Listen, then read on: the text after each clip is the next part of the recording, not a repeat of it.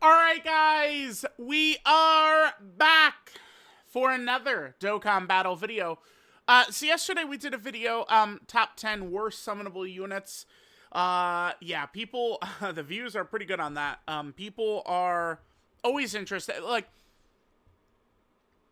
it's the negativity, dude. Like, people, oh yes, the worst. Like, they eat that up, man. Like, it's, they do. Alright, so today we're gonna do top 10 best. This is, I mean, pretty tough, for a couple of reasons. The characters this year got really, like, cut off. So, like, the first 6 months of characters, again, they're, you know, all, like, okay, like, turn 10, stuff like that. And then Dokkan just, like, flipped it in the blink of an eye. So, once we got to July, almost all of the characters from the start of the year just weren't really too valuable moving forward, unfortunately. So because of that, like, it's like, you know, if, you know, like, years passed, like, can I just, like, look up 2023? Do we do, like, top 10 best 2023? Let me just take a look at this. I'll pause if the loading is too bad. I will pause. Looks like I might only have done negative. Like, here's top 10 dislike 2024, 2023. Could I just type in best? And let's see what happens here. Oops. I might not have done it. Okay, that's interesting.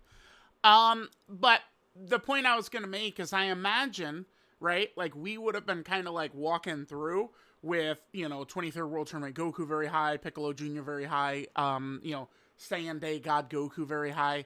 This year, those characters that, you know, for the last several years have been very great, they haven't had a chance to be that good this year because, you know, Hit is Hit can still do stuff. Like, he's not, like, horrible, but he's not, like, a dominant beast halfway through the year. Like, I mean, Hit is a Golden Week character, like, Angel Super Saiyan 3 Goku was last year, like, 23rd World Tournament Goku was the year before, right? Like, so it's like a couple years in a row we've had those characters dominate, and that's not really the case here. Let's just go ahead and jump in. We're going to start with LR Tech Vegito. Now, LR Tech Vegito here, let's zoom in a little bit here, and then we can zoom out towards the end. Oh, this is way far. Okay, we're looking for right here. Because what's nice about this is it's in the order that they came out. So, right there, we got him at 10. This is a character who is hurt, you know, by the GDC kind of, like, flip. But, I mean, considering this unit was, you know, essentially gapping the game the first 6 months, kind of, I mean, pretty much. So, like, that dominance, we've got that in check. And this character is still very usable now, right? Unlike a lot of the other characters, because this Goku is able to get up to 90% damage reduction pretty easily, right? Turn 1. And turn 2, turn 3. It's just don't be in slot 1. Some of the locking certainly could kill him, right? But, I mean, he's effective enough in the GDC fights. And, I mean, there's Festival Battles, which he dominated. It's hard, too, because, like, Festival Battles, like, they marketed that. They pushed that towards us as, like, one of the hardest fights of all time.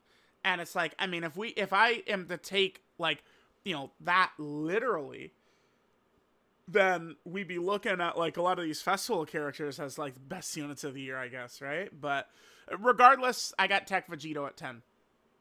Now, for this, it felt like I did want to include leader skills in kind of the equation here. Previously, I've not really considered, like, when I do my tier lists, I'm usually not factoring in leader skills that much. I mean, I guess maybe I could, but I've been doing it like this forever, right? But, like, that can change things a bit. Especially when we get to the next character, I actually have Rose at 9. Now, this maybe feels like I'm downplaying Rose a little bit. Like, maybe I'm giving ammo to the Rose haters. I mean, this is maybe a little too far down, but the difference between Rose and, like, a lot of the strongest characters of this year is Rose is pretty much, like, the only one who's not, like, actually, like, a legit leader. And, like, the problem is that Super Bosses is just not good enough. Super Bosses doesn't get the job done. Now, when it comes to, like, using Rose, I would argue he's actually fairly underrated. He's not as restricted as people would think. I mean, he's not like at his like top level strength, but this character is so strong that even if, you're missing like one of these or something, like he could still be good. It's just this is kind of like the big important thing right here. As long as he's got his guard up, he is going to be very, very effective. I do really like this Rose. I mean, he's good in all the content, right? He's good in longer fights. He's good in festival battles. He's good in the GDC fights. I mean, this is just outright a very, very good character, but leader skill kind of ass. Another thing I should mention here, too, is, I mean, remember, I'm making my fucking list, okay? How good you were throughout the year really matters to me here. So, I mean, I guess that's maybe, the only thing is that's a little unfair to, like, this guy, this guy's a legend, but, I mean, he's been out for 2 weeks, right? Like, we've had, like, a whole year. So, I do kind of feel bad for this future Gohan and Trunks. I think that's why some people do like these types of things, and they would like include this guy on like a best of 2026 list. Which I mean, maybe I could look into that, because like I didn't include this future Gohan because he just came out, right? All right, next I want to grab the Gohan, Goten, and Trunks. I mean, just pretty much like W's across the board for this character. I like their leader skill. I think their team can be pretty fun. We could certainly get a lot of losses with that youth category team, right? But like this unit is very powerful. Gohan himself isn't too restricted. We've seen, some good performances from him in some of these really tough fights. Trunks and Goten themselves are maybe the most explosive character in the game, especially as you start to rack up this dodge for them right there, right? Like, that and the damage. They've got their permanent buff right here. Both this character and the next character we'd grab right here, the Golden Frieza and Gogeta card, both of these units I think have kind of like a lot of similarities kind of in how they're structured.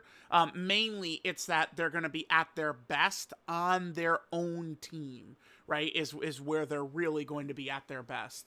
Although I am maybe interested to see how the Golden Frieza and Gogeta character would be able to maybe do on a team like this or something. Like, could be a little bit interesting, right? Just kind of like hide Golden Frieza for one turn.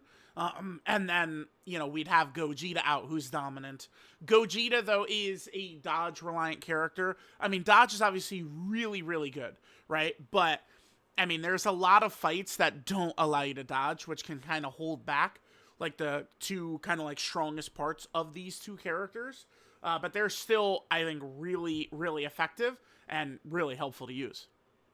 So I'm kind of like okay having Gogeta and Golden Frieza right around at this spot. This feels good. All right, so next I want to grab Daima Super Saiyan 4 Goku. A lot of it has to do with the start of the year characters basically just getting bullied. But, I mean, there's not going to be a lot of TUR presence on this list at all. But, again, most of the time where we're usually getting a lot of TUR characters is, more so towards the start of the year, like the middle of the year, start of the year. Because we get towards the end, I mean, I guess there's a couple here, but, I mean, Baby, like, is a strong unit. I didn't think he deserved to be included on this list. Tao, I was actually considering, like, right around, like, 10, 11, 12 is where Tao, I think, I'd kind of have him in there. Like, if you really wanted, you could get Tao maybe at 10 over Tech Vegito. Maybe, right? But Daima Goku is just ridiculously powerful.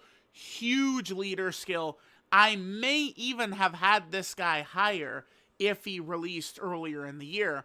And kind of the same thing with Goma. I got Goma just one spot in front of him. If Goma released a little bit earlier in the year, I very well may have had Goma.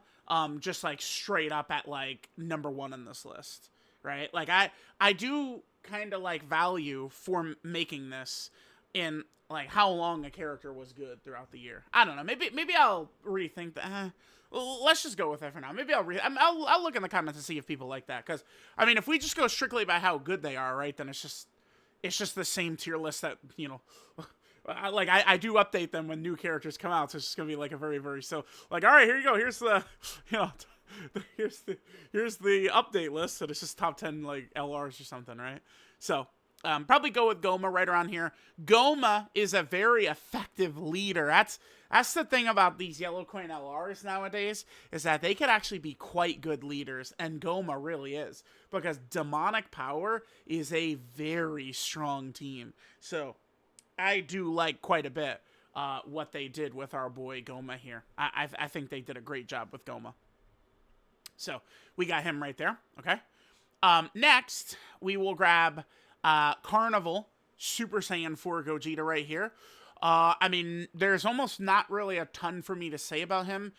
He tanks pretty good in most scenarios. He hits really fucking hard. He has his Dragon Fist active skill, which is like a game clincher.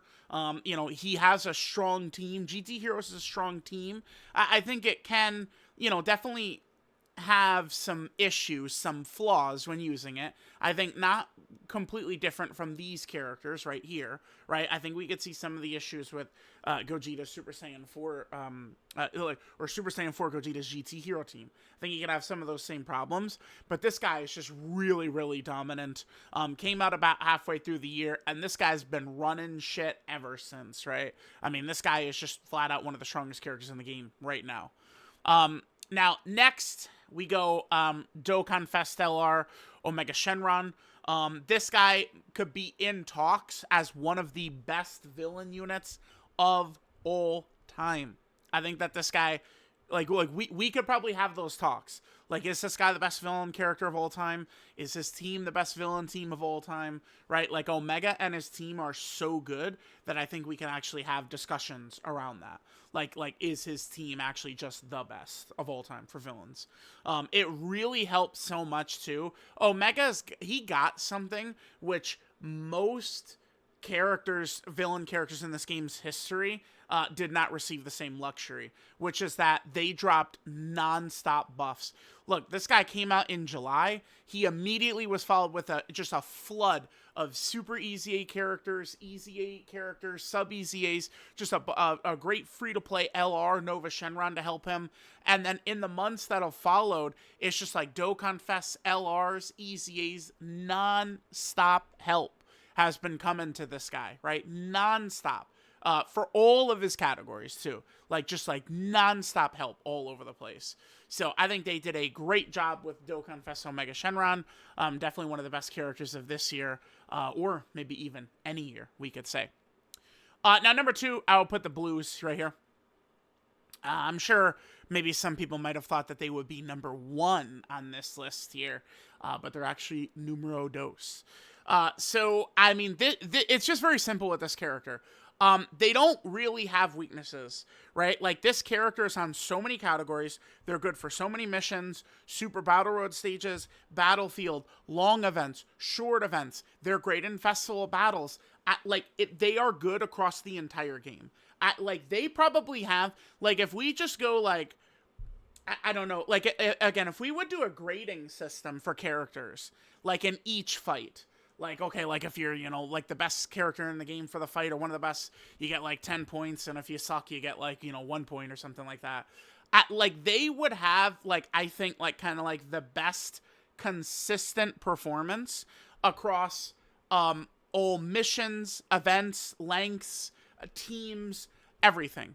Just the way this character is set up, it's just so useful. I mean, dodge canceling doesn't take them down. They're able to ignore that. They could buff the whole team. Vegeta could do massive damage. It's only turn 4 to get their godly active skill, which could either allow them to dodge or, again, buff the team, right? If you use the Father-Son Gallic Gun, then Goku becomes a defensive demon, by the way, capable of tanking like craziness.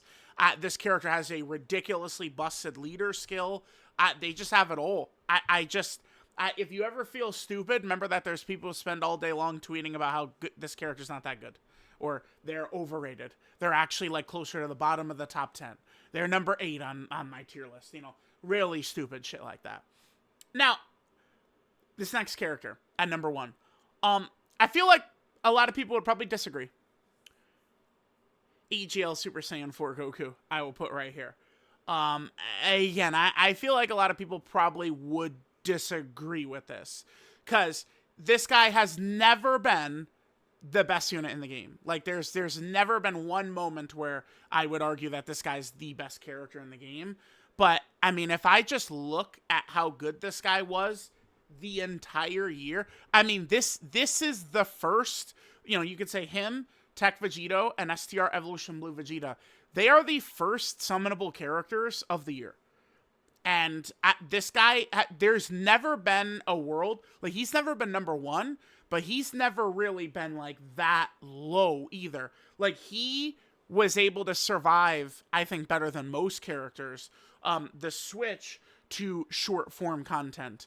The reason for this is because they gave him such an elite setup right here. So his condition is so good, because 5th turn start a battle you could get to, and that's not really the worst ever, just because it's pretty static. It's not like 5th turn start a turn. 5th turn start a battle, not that bad. But at any moment, if your HP is below 70%, even if it's turn 1, you can go right into this transformation, right? And then once you go into the transformation, what you actually go into is a pseudo team protector mechanic. It's only a 1-turn golden great ape right here. Sometimes the 1-turn giant form or rage mode or whatever it is that we want to say, sometimes the 1-turn variants do not cause all boss abilities to get wasted, right? Super attacks, AoEs, all that type of stuff. Like that's what the giant forms and rage modes do, is you go into them and then the boss will use up their powerful AoEs and super attacks, and then you leave the giant form and then the boss has already used up those abilities for that turn, so they're not going to use it, right? Most of the time that's the case, but with a 1-turn transformation like Goku's is, sometimes it's not going to cancel the boss's attacks, unfortunately, right? But you do that, and then you just go, right after that, you go right into Super Saiyan 4 Goku, who's really strong. I mean, he was at his best earlier in the year, right, where, you know, it was the longer fights, and then, of course, you know, we can go into festival battles, he could be really good as well. But I mean, when you start talking about his support as well, 2-turn support, the really strong support he has on rotation, his stacking, his healing, I don't know. Like, I feel like this is right. I feel like putting him at number 1 is what I want to do for this, to make it look like this. This feels correct to me. Now, if the Blues came out on January 28th of, 2025, they'd be number 1. But, I mean, they didn't. So, this is kinda, I think, the list I want to put out for top 10 best summonable units this year. Again, this is factoring in leader skills, use in missions, super battle road stages, battlefields, all that type of stuff. Maybe I could have had Tech Vegito up higher, but I feel like you also, if you really wanted, you probably could have made the argument that Tech Vegito could have been high up on the worst summonable units list of the year. Like if someone had Tech Vegito on there, I don't think that's crazy, right? Like, it's kind of like the criteria you're going with. And I mean, the 10th anniversary fusions, more so than anything, they're kind of like failures of what they are, more so than any of the carnivals or anything like that, right? Because these fusions are the first Dokkan Fest anniversary characters in years to not kind of be running the game the whole year. So, all right, guys, this is kind of, I think, how I'm going to do this. Let me know what you guys think if you disagree. I mean, Super Saiyan 4 Goku, he's been good, again, in all this content, but I am giving him a lot of bonus points just because he's the first summonable character of the year. But that means, like, literally the entire year he's been very effective. His team has been effective, although I guess his team really more so kicked into gear once GDC happened, right? Because, like, if we take a look at Giant Ape Power right here, once GDC happened, that's when we got AGL Super Saiyan 4 Gogeta, INT Super Saiyan 4 Gogeta, and SCR Super Saiyan 4 Goku. That trio kind of completes his team, but I mean, he was very good on all these fusion teams and stuff earlier in the year. So let me know what you guys think. Top 10 best summonable units. I might dick around and do another typing, like we'll see, right? Like top 10 something, top 10 units I hate. I don't know. We'll see. We might do another one kind of like that. But let me know what you guys think, and I'll catch y'all next time.